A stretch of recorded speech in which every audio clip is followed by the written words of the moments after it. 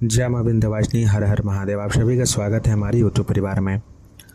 पितरों के निमित्त घर में स्थान बनाना उचित है अथवा अनुचित? क्या घर में पितरों को स्थान देना चाहिए? और क्या नियमित रूप से रोज जो है वहां पर पूजन करना आवश्यक होता है? क्या पितरों के लिए स्थान बनाने के बाद किसी भी प्रकार के नियम का पालन करना आवश्यक होता है, जैसे कि मांस मदिरा का सेवन छोड़ना पड़ेगा? क्या पूजन पाठ अति आवश्यक हो जाएगी, अभिन्न जीवन का अंग बन जाएगा? क्या ऐसा हो सकता है कि हम कभी बाहर जा रहे हो और पितरों के स्थान पर धूप दीप ना करें, ना कर पाएँ अनुपस्थिति के कारण, तो उससे हमें कोई दिक्कत होगी? इस प्रकार के प्रश्न बहुत सारे ऐसे व्यक्ति के मन में चलता है जो अपने घर में पितरों के लिए थाना स्थान देना चाहते हैं अथवा दिए हुए हैं। तो इस विषय पर आज हम सभी चर्चा करेंगे। इससे पहले आप सभी से निवेदन है, कृपया चैनल को जरूर सब्सक्राइब करें, वीडियो को लाइक करें। आपके कोई प्रश्न हो तो आप अवश्य कमेंट करें। सर्वप्रथम, पितरों को स्थान देना क्यों आवश्यक है? आपको क्यों ऐसा लगता है कि पितरों को स्थान देना चाहिए? इस विषय को आप स्पष्ट रूप से जान लीजिए।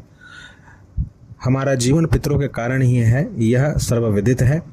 पितृ जब भी अपने शरीर को छोड़ते हैं, यानी कि जीवित अवस्था से को छोड़ करके जैसे उनकी मृत्यु होती है, दो प्रकार से उनकी गति होती है। एक तो उनकी गति हो गई और वह दूसरे जन्म को प्राप्त कर गए, चले गए। दूसरा, उनकी गति हुई लेकिन वो पितृलोक में उपस्थित हैं और पितृलोक से वो समय समय पर आपके घर आते हैं, जैसे कि अमावस्या के समय में या पितृपक्ष के समय में। वह हर समय 24 घंटा आपके घर का जो मुख्य द्वार है, जो पितरों का स्थान माना गया है, चौखट, वहाँ पे उपस्थित नहीं रहते हैं।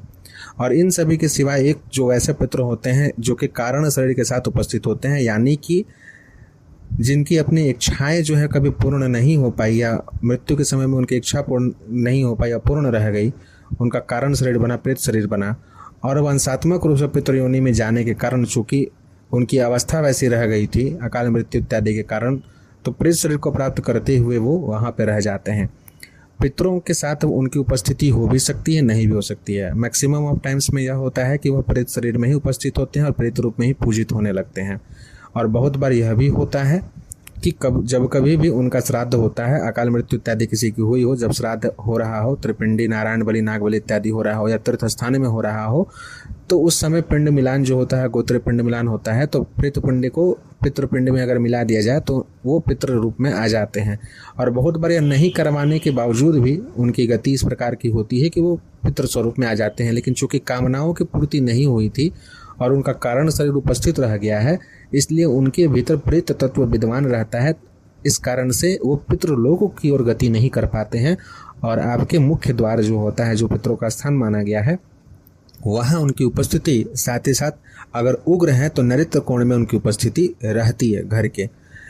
अब इस विषय को आगे लेकर के चलते हैं कि कब आवश्यक हो जाता है पितरों के लिए स्थान को बनवाना, और यह उचित होता है या अनुचित। मैंने इस श्रेणी को इसीलिए बताया कि कब किस प्रकार के पितर हैं जिनके लिए है स्थान देना आवश्यक हो जाता है। जब भी आपको पितर जो है परेशान करना आरंभ करेंगे, आपने किसी जानकार व्यक्ति को दिखाया और यह चीज़ सामने आया कि पितर जो है उपस्थित हैं और आपको परेशान कर रहे हैं, तो किस प्रकार के पितर? उसमें मैक्सिमम वही पितर हो सकते हैं जिनकी इस प्रकार से मृत्यु हुई हो, अकाल मृत्यु हुई हो और उनकी गति नहीं हो पाई हो। पहला चीज़ तो यह स्पष्ट रूप से जान लीजिए। दूसरा चीज़ है वो किस श्रेणी में है, यानी कि ऊत हैं, चुझार हैं, पितर हैं, ठीक है, या कोई अन्य योनि में है। अगर ब्राह्मण है तो ब्रह्म की कैटेगरी में है, बाल ब्रह्म है, 52 प्रकार के ब्रह्म बोले गए हैं, उनमें से कहीं तो नहीं है, विचार में तो नहीं चल गए हैं।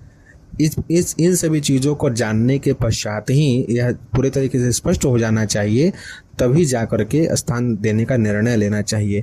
व्यक्ति को सर्वप्रथम यह प्रयास करना चाहिए कि उनकी सदगति हो जाए और अगले जन्म की ओर प्रस्थान करे जाएँ।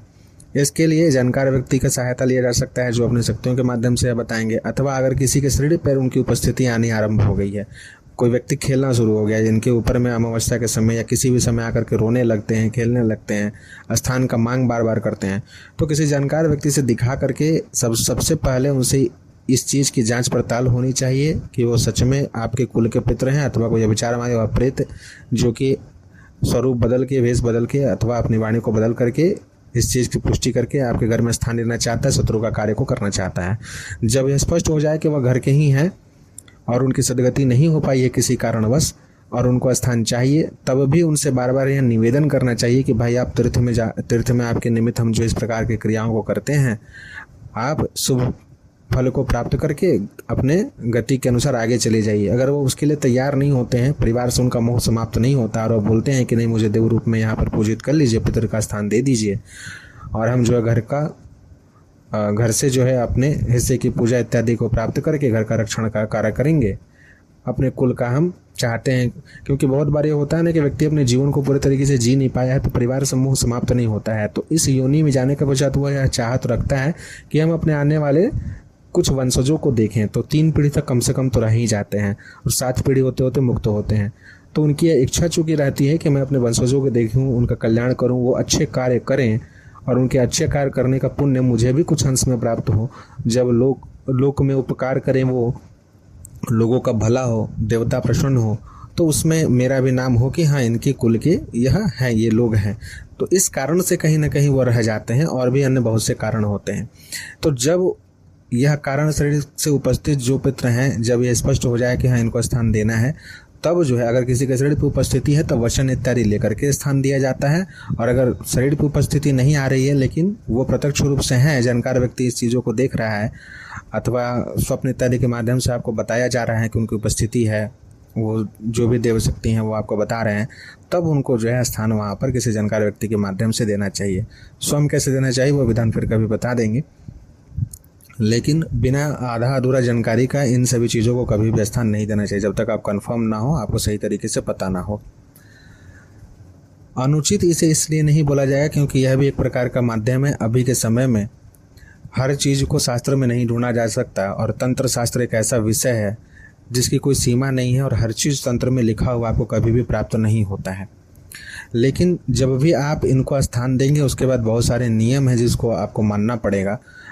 जिनको आपने स्थान दिया है वो किस श्रेणी के पितृ हैं, ऊत हैं, पितृ हैं अथवा जुझार हैं, उससे संबंधित नियम आपके लिए बन जाएंगे। अगर ऊत होंगे तो फिर तुलसी जी के स्थान के पास में ही उनका स्थान बने तो सर्वोत्तम होता है। हालांकि पितरों के निमित्त अगर आप स्थान बनवाते हैं तो उसे तुलसी जी से घेर देना चाहिए अथवा खेत खलियान में स्थान बनाना चाहिए जहां आपका अपना भूमि हो। स्थान बनवाने के पश्चात वहां तुलसी के पौधे जरूर हों तो अति उत्तम होता है। तुलसी जी के पौधे सभी ओर लगे हों और तुलसी जी को जल जो है नियमित रूप से चढ़ाया जाए। वो तुलसी वृक्ष के माध्यम से ही विशेष करके जल इत्यादि को स्वीकार करते हैं, ग्रहण करते हैं और उससे उनको तृप्ति भी मिलती है और आगे के लिए मार्ग भी खुलता है, उससे वो अति प्रसन्न होते हैं। तो उनको स्थान देने के पश्चात फिर अब वहाँ पर आपको रोज़ कच्चा दूध चढ़ाना है कि केवल अमावस्या को कच्चा दूध चढ़ाना है या रोटी पूड़ी खीर का भोग लगाना है, अग्यारी के माध्यम से लगाएंगे या सामान्य भोग लगाएंगे, इन सभी चीज़ों को स्थान देने के समय में ही स्पष्ट कर लेना चाहिए। प्रतिदिन का आपको दीपक जलाना है अथवा केवल अमावस्या को ही दीपक जलाएंगे, प्रतिदिन जलाएंगे तो सुबह शाम आपको जलाने का नियम जो है वह पालन करना चाहिए। इन सभी विषयों को स्पष्ट रूप से स्थान देने के समय में ही जान लेना चाहिए। साथ ही अगर शरीर के ऊपर आते हैं तो भी यह चीज़ स्पष्ट कर लें कि भाई जब स्थान तो मिल गया है, परिवार का रक्षण कल्याण करें, लेकिन शरीर पर उपस्थिति के लिए उन्हें नहीं बुलाना चाहिए। आपको भगतई ये दरबार लगाना ये सब काम जो है इस शक्ति के माध्यम से कभी नहीं करना चाहिए। क्योंकि घर की शक्ति हैं, उनका सदुपयोग कीजिए, उनसे आप आशीर्वाद प्राप्त करके जीवन में उन्नति प्राप्त कीजिए। दरबार लगा करके सोखैती उजैती करके तांत्रिक बनना है आपको अगर, तो अन्य शक्तियों को सिद्ध कीजिए। घर के ऊत पितरों को सिद्ध करके इस प्रकार के कृत्य करने से अनेक भारी दोष उत्पन्न होता है। कभी क्षोभित हो गए अगर ये किसी कारण से इनको कष्ट हुआ तो यह जब कष्ट अपने ही परिवार को देना शुरू करेंगे तो फिर ये किसी की सुनेंगे नहीं, इसलिए इस प्रकार के कृत्य नहीं करना चाहिए। दूसरा बात है कि आप अगर मांस मदिरा मछली इत्यादि खाते हैं तो इन सभी चीज़ों का भक्षण करके कभी भी इनके स्थान के आसपास मत भटकिए, बिना शुद्ध हुए मत जाइए। और अगर आप स्थान दे रहे हैं और वो बोल रहे हैं कि भाई मेरा स्थान दोगे तो तुमको ये सब छोड़ना होगा, तो छोड़ना ही पड़ेगा। फिर नहीं छोड़िएगा तो आपको शरीर में अनेकों प्रकार के रोग उपस्थित होने लगेंगे और फिर आप दौड़ते रह जाइएगा जगह जगह कि भाई हम तो पितरों की सेवा भी करते हैं, उनको स्थान भी दिए, फिर भी मेरे शरीर में इस प्रकार के कष्ट हो गया, तो कैंसर हो गया, तो स्किन रिलेटेड डिजीज़ हो रही है, वो ठीक ही नहीं हो रही है। तो इसलिए कभी भी उनको स्थान दें तो पीना खाना छोड़ दें, चरित्र को पूरे तरीके से उज्ज्वल और पवित्र रखें, यह सबसे ज़्यादा जरूरी होता है। इससे पितृ सबसे जल्दी नाराज होते हैं। इन सभी चीज़ों के सिवाय जो घर की बहुएं होती हैं, कुलवधुएं होती हैं, उनको भी नियमों का पालन करना चाहिए। कभी भी अगर पितरों के निमित्त धूप दीप जला रहे हैं या उनके निमित्त भोग इत्यादि लगाने का प्रावधान बताया गया है कि भाई आप लगाइए, तो बिना घूंघट किए आपको कभी भी पितरों के निमित्त उनके थान स्थान पर ज्योत बाती इत्यादि नहीं करना चाहिए। तो इन सभी विषयों को ध्यान में रख करके ही स्थान बनाना चाहिए। अगर आप इन सभी नियमों को नहीं मानते हैं, बहुत अति आधुनिक शैली के हैं, आपके भीतर आधुनिकता भरी हुई है, तो फिर आप इस स्थान को ना बनवाइए। आप बाहरी जो है पीपल वृक्ष इत्यादि पर सेवा करके उनको तृप्त और संतृप्त करके पुष्ट करके उनसे आशीर्वाद प्राप्त कीजिए। तो आशा करते हैं कि आज के विषय को हम स्पष्ट कर पाने में सक्षम हुए होंगे। इनसे आप सभी को लाभ प्राप्त होगा और आने वाले जीवन में पितरों को प्रसन्न कर उनकी कृपा आप प्राप्त कर पाएंगे। जय मां विंध्यवासिनी। हर हर महादेव।